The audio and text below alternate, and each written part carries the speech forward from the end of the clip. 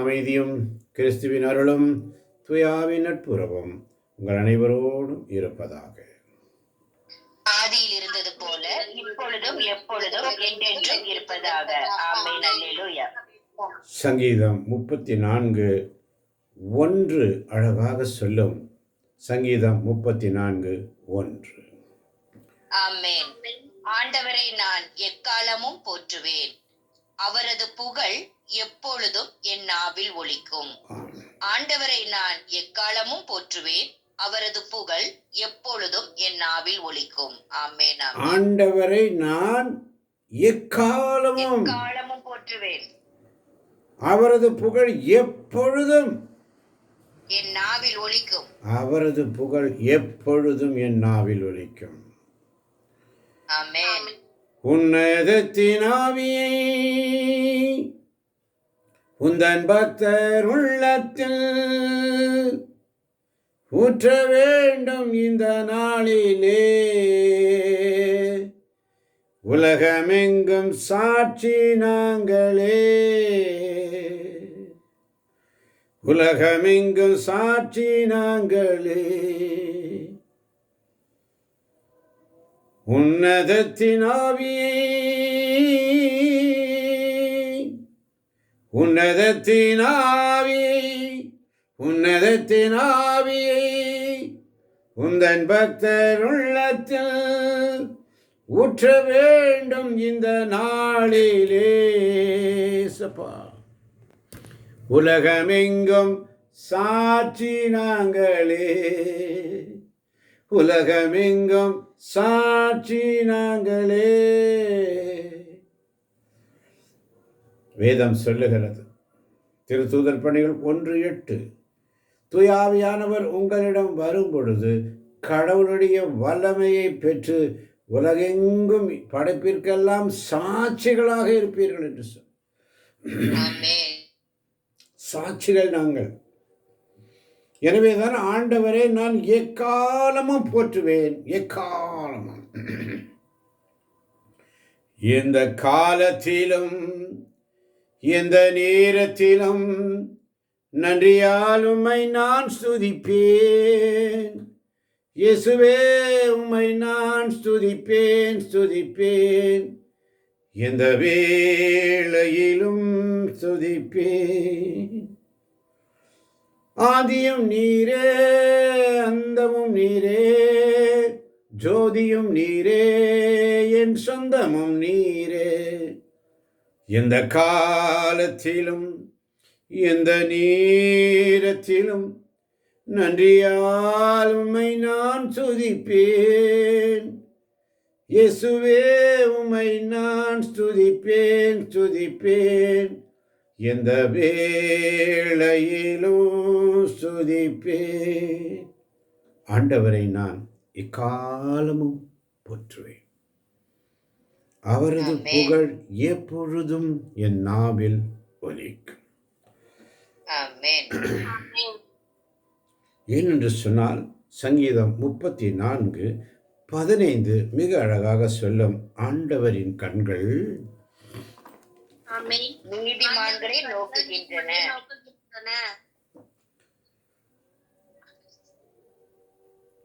ஆண்டவர் கண்கள் நீதிமான்களை நோக்குகின்றன. அவர் செவிகள் அவர்களது மன்றாட்டை கேட்கின்றன. நீதிமான்களை நோக்குகின்றன, அவருடைய கண்கள். யார் அந்த நீதிமான் என்ற கேள்வி. யார் அந்த நீதிமான்? யார் அந்த நீதிமான்? முழு உள்ளத்தோடும் முழு இதயத்தோடும் முழு உள்ளத்தோடும் முழு ஆன்மாவோடும் ஆண்டவரை அன்பு செய்கிறார்.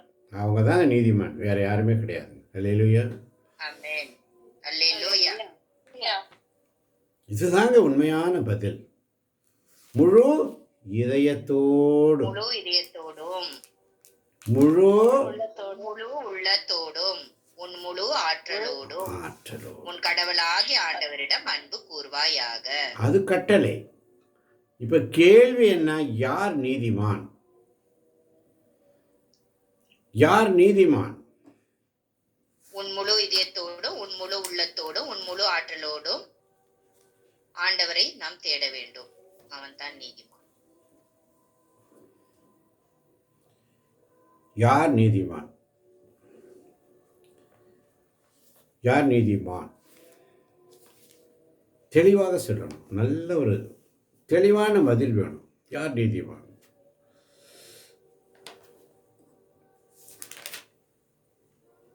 எவன் ஒருவன் ஆண்டவரை முழு உள்ளத்தோடு முழு இதயத்தோடும், முதலாவது முழு இதயத்தோடும் முழு உள்ளத்தோடும் முழு ஆற்றலோடும் தேடுகிறானோ, அன்பு கூறுகிறானோ, அவன் நீதிமான். ஆமென். உன் முழு இதயத்தோடு உன் உன் உன் என்று மற்றவங்களதான் உன் உன் உன்னு சொல்ற நான் நீதிமானா இருக்கிறேனா?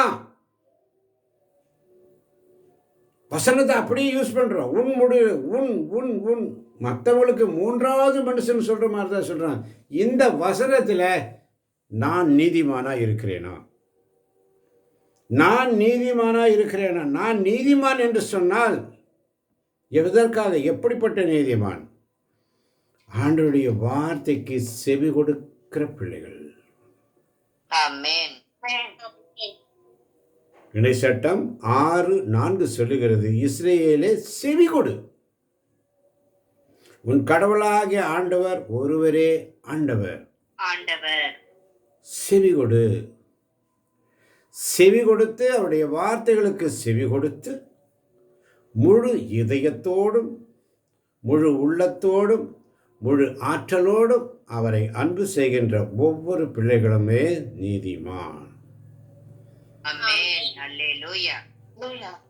நம்மளாம் பயந்துக்கிறோம். நீதிமான் சொன்னா ஐயோ பாவம் செய்யாதவங்களா, ஐயோ பாவம் செஞ்சிருப்போமே, தவறு செஞ்சிட்டோமே, நீதிமான் எப்படி ஆக முடியும் என்று நாம் நினைத்து பார்க்கலாம். ஆனால் நாம் அனைவரும் ஆண்டவருடைய சமூகத்தில் பாவிகள். நாம் அனைவரும் ஆண்டவருடைய சமூகத்தில் அவருடைய திருமுன்னிலையிலே நாம் அனைவரும் பாவிகள். அதனால தான் இணைச்சட்டம் 6:2 சொல்லுகிறது, நீங்களும் உங்கள் பிள்ளைகளும் பிள்ளைகளின் பிள்ளைகளும் உங்கள் கடவுளாகிய ஆண்டவருக்கு அஞ்சி நான் உங்களுக்கு கட்டளையிட்ட எல்லா நியமங்களையும் கட்டளைகளையும் உங்கள் வாழ்நாள் எல்லாம் கடைபிடிப்பீர்களாக. இதனால் நீங்கள் நெடுநாள் வாழ்வீர்கள். இப்ப யாரு நீதிமான்? நீங்களும் உங்கள் பிள்ளைகளும் பிள்ளைகளின் பிள்ளைகளும் உங்கள் கடவுளாகிய ஆண்டவருக்கு அஞ்சி நான் உங்களுக்கு எல்லா நியமங்களையும் கட்டளைகளையும் உங்கள் வாழ்நாளெல்லாம் கடைபிடிக்கிற பிள்ளைகள். கடைபிடிக்கிறவங்க தான் நீதிமான். மற்றவங்க எல்லாரும் நீ உலகத்தில் என்ன பாவம் செய்கிற ஏது செய்கிற அது டிஃப்ரெண்ட். அது அவர் கேட்கவே இல்லை. அவருக்கு தெரியும் நாம் எல்லோரும் பலவீனர்கள் என்று அவருக்கு தெரியும். அதனால தான் அவர் ஒரே வார்த்தை சொல்றாரு, என்னை நீ அன்பு செய்கிறாயா? பேதுருவை பார்த்து கேட்கிறார், என்னை நீ அன்பு செய்கிறாயா? என்னை நீ அன்பு செய்கிறாய் என்று சொன்னால் என் ஆடுகளை பேணி வளர்த்தல், அதுதான் ஆண்டவருக்கு தேவை. நீங்களும் உங்கள் பிள்ளைகளும் பிள்ளைகளின் பிள்ளைகளும் உங்கள் கடவுளாகி ஆண்டவருக்கு அஞ்சி நான் உங்களுக்கு கட்டளையிட்ட எல்லா நியமங்களையும் கட்டளைகளையும் உங்கள் வாழ்நாளெல்லாம் உம்மோடு இருப்பதுதான் உள்ளத்தின் வாஞ்சையா, சித்தம் செய்வது தான் என் இதயத்தின் ஏக்கமையா. உம்மோடு இருப்பது தான் உள்ளத்தின் வாஞ்சையா, சித்தம் செய்வது தான் என் இதயத்தின் ஏக்கமையா. அதனால அதனால தான் சங்கீதம் 34:2 சொல்லுகிறது, நான் ஆண்டவரை பற்றி பெருமையாக பேசுவேன். ஆண்டவரை பற்றி என்ன செய்யணும்? பெருமையாக பேச வேண்டும். எளியோர் இதை கேட்டு அக்களிப்பர். ஆண்டவரை பற்றி நீ பெருமையாக, அதுதான் ஸ்தோத்திர பலி, உண்மையுள்ள ஸ்தோத்திர பலி. பெருமையாக உமக்கு ஸ்தோத்திரம். என்னை காண்பவரே உமக்கு ஸ்தோத்திரம், என்னை காப்பவரே உமக்கு ஸ்தோத்திரம், என்னை வழிநடத்துபவரே உமக்கு ஸ்தோத்திரம், என் மீது அக்கறை உள்ளவரே உமக்கு ஸ்தோத்திரம், எனக்கு துன்பங்களை அனுமதிக்கிறவரே உமக்கு ஸ்தோத்திரம் என்று சொல்லி பெருமையாக பேசுவேன் அவரை. அல்லேலூயா. அதான் சொல்றான் சங்கீதக்காரன் மிக அழகாக, என்னுடன் ஆண்டவரை பெருமைப்படுத்துங்கள், அவரது பெயரை ஒருமிக்க மேன்மைப்படுத்துவோம். ஒருமிக்க மேன்மைப்படுத்தணும், ஒருமனப்பட்டு மேன்மைப்படுத்தணும். எல்லாரும் ஒருமனப்பட்டு ஆண்டவரை மேன்மைப்படுத்தணும். பெயரை, அவருடைய பெயர். அதனால தான் மிக அழகாக சொல்லுகிறது இணை சட்டத்திலே 1ஆம் வசனம், உங்களுக்கு கற்றுக் கொடுக்குமாறும் நீங்கள் உடைமையாக்கி கொள்ள போகும் நாட்டில் கடைபிடிக்குமாறும் உங்கள் கடவுளாகிய ஆண்டவர் கட்டளையிட்ட கட்டளைகளும் நியமங்களும் முறைமைகளும் இவைகளே. அவர் சிம்பிளா சொல்லிட்டார் பாருங்க. கட்டளைகளும் நியமங்களும் முறைமைகளும். கட்டளைகளும் நியமங்களும் முறைமைகளும் என்ன? ஒன்றும் கிடையாது. நீங்களும் உங்கள் பிள்ளைகளும் பிள்ளைகளின் பிள்ளைகளும் உங்கள் கடவுளாய் ஆண்டவருக்கு பயப்படணும், அவ்வளவுதான். ஆமென். கடவுளுக்கு பயந்து நடக்கணும். அவர் உங்களுக்கு கட்டளையிட்ட எல்லா நியமங்களையும் கட்டளைகளையும் உங்கள் வாழ்நாள் எல்லாம் கடைபிடிக்க வேண்டும். அப்போ அவர் நமக்கு செஞ்ச கட்டளை என்ன? வாழ்நாள் எல்லாம் கடைபிடிக்க வேண்டும் என்று சொன்னால், நம் கடவுளாய் ஆண்டவர் ஒருவரே என்று விசுவசித்து முழு இதயத்தோடும் முழு உள்ளத்தோடும் முழு ஆற்றலோடும் கடவுளாகிய ஆண்டவரிடம் அன்பு கூற வேண்டும். அவ்வளவுதாங்க. நீதிமானா இருக்கணும்னு விஷயம் தான். இந்த 3 காரியங்களை செய்யணும், அவ்வளவுதான். ஆமென். வேற நீ எதுவுமே செய்ய வேண்டாம். இந்த 3 காரியங்கள். முழு இதயத்தோடு அவருடைய சமூகத்தில் வரணும், முழு உள்ளத்தோடு அவர் சமூகத்தில் உட்காரணும், முழு ஆற்றலோடு அவர் சமூகத்தில் நீ கொடுக்குற அந்த 1 மணி நேரம், அரை மணி நேரம், 3/4 மணி நேரம், 10 நிமிஷம், 5 நிமிஷம், அந்த ப்ரெசன்ஸ், அவனுடைய ப்ரெசன்ஸை உணரணும். உணரலன்னு சொன்னால் களிமண்ணாவே இருப்போம். அல்லேலூயா. ஏதோ கடமைக்கு ஒரு வசனத்தை வாசித்தோம், நானும் வாசிட்டேன், நானும் சோத்திரப்படி எடுத்துட்டேன் என்று சொல்வதற்கு அல்ல. அந்த முடிகிற வரைக்கும் அவருடைய ப்ரெசன்ஸில் முழு இதயத்தோடு, முழு உள்ளத்தோடு, முழு ஆற்றலோடு, இதயத்தோடு உள்ளத்தோடு ஆற்றல், இதை பதிய வைக்கணும். ரிப்பீட்டு உள்ளுக்குள்ள ரிப்பீட் ஆகிட்டே இருக்கணும். முழு இதயத்தோடு, முழு உள்ளத்தோடு, முழு ஆற்றலோடும் உன் கடவுளாகிய ஆண்டவரை அன்பு கூறுவாய. அதான் இந்த அன்பு கூறுதல், அன்பை குறித்து தான் தன்னையே கையளிக்கும் ஒரு தியாகம் ஆண்டவராக இயேசு கிறிஸ்துட்ட மாத்திரம்தான் இருந்தது. அல்லேலூயா. நம்ம குடும்பங்களிலே அன்பு, குடும்பங்களிலே பாசம், ஃபேமிலி அஃபெக்ஷன், ஃப்ரெண்ட்ஷிப் லவ், உண்மையான லவ், கிறிஸ்து வெளிப்படுத்திய மிக உயர்ந்த நிலை அன்பு. அவர் வேற எதையுமே விரும்பலப்பா. அதனால தான் 6ஆம் வசனத்தில் சொல்லப்பட்டது, இன்று நான் உனக்கு கட்டளையிடும் இவ்வார்த்தைகள் உன் உள்ளத்தில் இருக்கட்டும். இன்று ஒவ்வொரு நாளும் இன்றே என்று சொல்லி உன்னுடைய உள்ளத்தில் இருக்கட்டும். நீ அவற்றை உன் பிள்ளைகளின் உள்ளத்தில் பதியுமாறு சொல். எதை சொல்ல வேண்டும்? ஆண்டவரிடத்தில் முழு இதயத்தோடும், முழு உள்ளத்தோடும், முழு ஆற்றலோடும் கடவுளை அன்பு செய்யணும்னு சொல்லிக் கொடு. கூறுவாயாக இல்லை. வசனத்தை அப்படியே சொல்லக்கூடாது. வசனத்தை அப்படியே சொல்லக்கூடாது. உன் பிள்ளைகளுக்கு என்ன சொல்லுவேன்? என்ன சொல்லிக் கொடுப்பேன்? உன் பிள்ளைகளுக்கு என்ன சொல்லிக் கொடுப்பேன்? நம் கடவுளாகிய ஆண்டவர் ஒருவரே. அல்லேலூயா. செவி கொடு. என்ன சொல்றாங்கன்னு செவி கொடு. சொந்த புத்தியில போகாத, சொந்த சிந்தனையில வளராத, சொந்த சிந்தனையில் நீ பேசாத.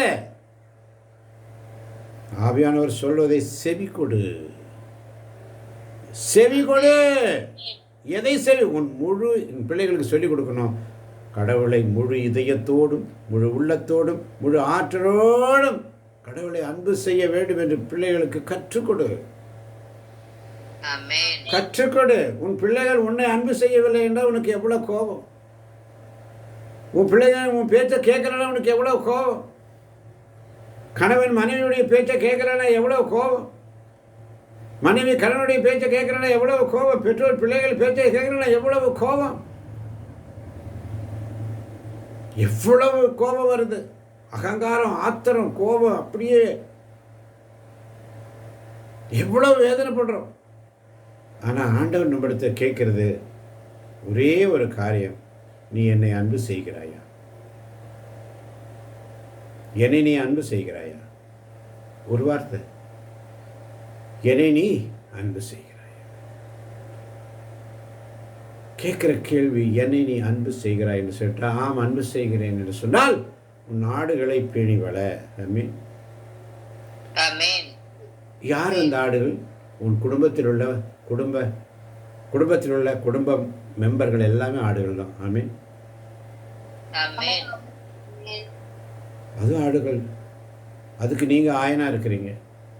குடும்ப தலைவன் ஆயனாக இருக்கிறீர்கள். ஆடுகளை பேணி விட. ஆடுகளுக்கு சொல்லிக் கொடு. குடும்பத்திலிருந்து வரட்டும். பிள்ளைகளுக்கு சொல்லிக் கொடு. முழு இதயத்தோடும் முழு உள்ளத்தோடும் முழு ஆற்றலோடு ஆண்டவரை தேட வேண்டும் என்ற பயத்தை உண்டாக்க அவன் மனசுல கொடு. இந்த வார்த்தைகள் உன் உள்ளத்தில் இருக்கட்டும். முதல்ல உன் உள்ளத்தில் இருக்குதா? உன் உள்ளத்தில் இருக்குதா? என் உள்ளத்தில் இருந்துச்சுன்னா நான் மற்றவர்களுக்கு சொல்லிக் கொடுக்கக்கூடிய ஆற்றலை பெற்றவனாக இருப்பேன். 7ஆம் வசனம், நீ அவற்றை உன் பிள்ளைகளின் உள்ளத்தில் பதியுமாறு சொல். Repetition, everyday repetition. பதியுமாறு சொல். உன் பேர பிள்ளைகளுக்கு சொல்லிக் கொடு. உன் பேர பிள்ளைகளுக்கு சொல்லிக் கொடு. எப்படி? உன் வீட்டில் இருக்கும் போதும், உன் வழி பயணத்தின் போதும், நீ படுக்கும் போதும், எழும்போதும் அவற்றை பற்றி பேசு. அவற்றை பற்றி பேசு. எப்போ? உன் வழி பயணத்தின் போது, வீட்டில் இருக்கும்போது, படுக்கும்போது, எப்பொழுதும் அவரை பற்றி பேச வேண்டும். உன் கையில் அடையாளமாக அவற்றை கட்டிக்கொள். உன் கண்களுக்கிடையே அடையாள பட்டமாக அவை இருக்கட்டும். உன் வீட்டின் கதவு நிலைகளிலும் நுழை வாயில்களிலும் அவற்றை எழுது.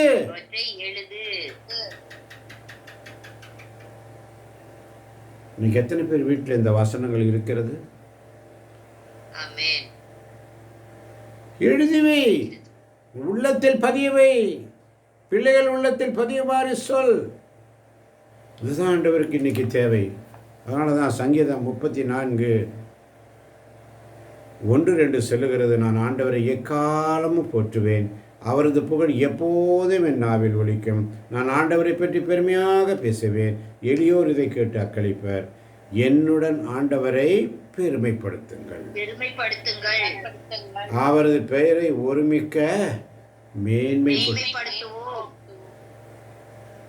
அப்படி உள்ள அவங்க தாங்க நீதிமான்.